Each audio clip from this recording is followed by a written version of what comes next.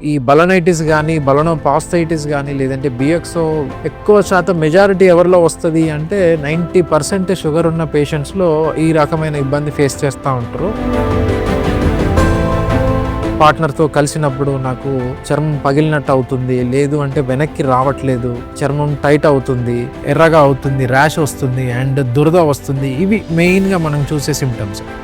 Hello everyone, నేను doctor Vinay Kumar, consultant general surgeon, treatment range hospital KPHB. ఇప్పుడు మనము 3 టాపిక్ల గురించి తెలుసుకుందాం. ఏంటంటే ఒకటి బలనైటిస్ కానీ, లేదు అంటే బలనోపాస్థైటిస్, ఇంకోటి బిఎక్సో అంటూ ఉంటాం. సో వీటిలలో ఎక్కువ శాతం అన్నిటికీ కంప్లైంట్స్ అనేవి మనకి ఇంచుమించు అన్ని సిమిలర్గానే ఉంటాయి. ఇక్కడ ఎక్కువగా వస్తాయి అంటే మగవాళ్ళలో అంగం ముందు ఉండే చర్మం దగ్గర కానీ, లేదు అంటే లోపట ఆ గ్లాండ్స్ అనే దగ్గర కానీ ఇన్ఫెక్షన్ రావడం కానీ ఇవన్నీ చూస్తూ ఉంటాం.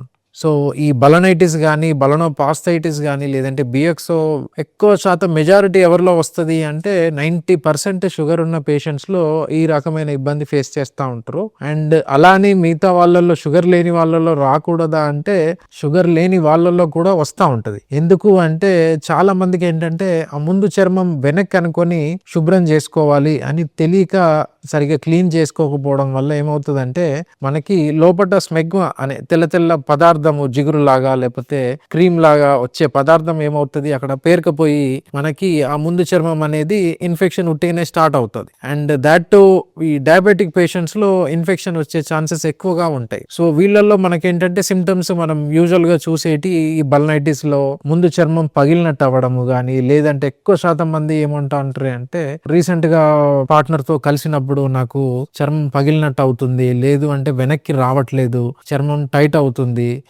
ఎర్రగా అవుతుంది, ర్యాష్ వస్తుంది అండ్ దురద వస్తుంది. ఇవి మెయిన్ గా మనం చూసే సిమ్టమ్స్. అండ్ బలనోపాస్థైటిస్ లో కూడా ఏంటంటే ముందు చర్మం పగిలినట్టు అవ్వడం కానీ, లేదు ఎర్రగా అవ్వడము, ర్యాష్ రావడము అండ్ దురదలు రావడము. అండ్ ఇంకోటి ఏంటంటే లోపట మనకి ఆ గ్లాండ్స్ మీద కూడా చర్మం ఎర్రగా అవ్వడం, లేదంటే చిన్న చిన్న కురుపులు అవ్వడము, ఇవన్నీ చూస్తూ ఉంటాం. అండ్ ఇంకోటి బిఎక్సో ఏంటి అంటే దాన్ని మనం ఎలాబరేట్ చేస్తే బలనైటిస్ జిరోడా ఆబ్లిటరెన్స్ అంటాం.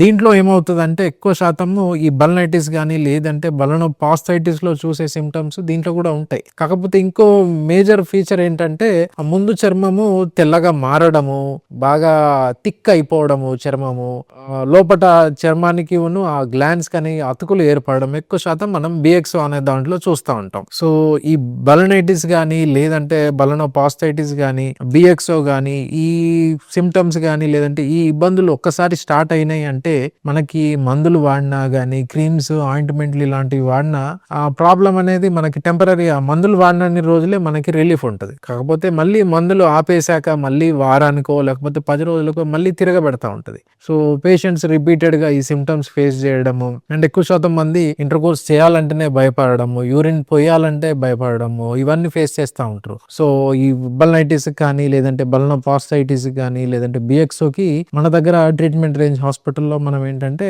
లేటెస్ట్ టెక్నాలజీ స్టాప్లర్ అనే దానితోటి మనం సర్కంసిషన్ చేస్తూ ఉంటాం. సో మీలో ఎవరికన్నా ఇటువంటి సిమ్టమ్స్ కానీ, లేదంటే ఈ అంగానికి సంబంధించిన కంప్లైంట్స్ ఏమన్నా ఉన్నా మీరు ట్రీట్మెంట్ రేంజ్ హాస్పిటల్ నందు సంప్రదించగలరు.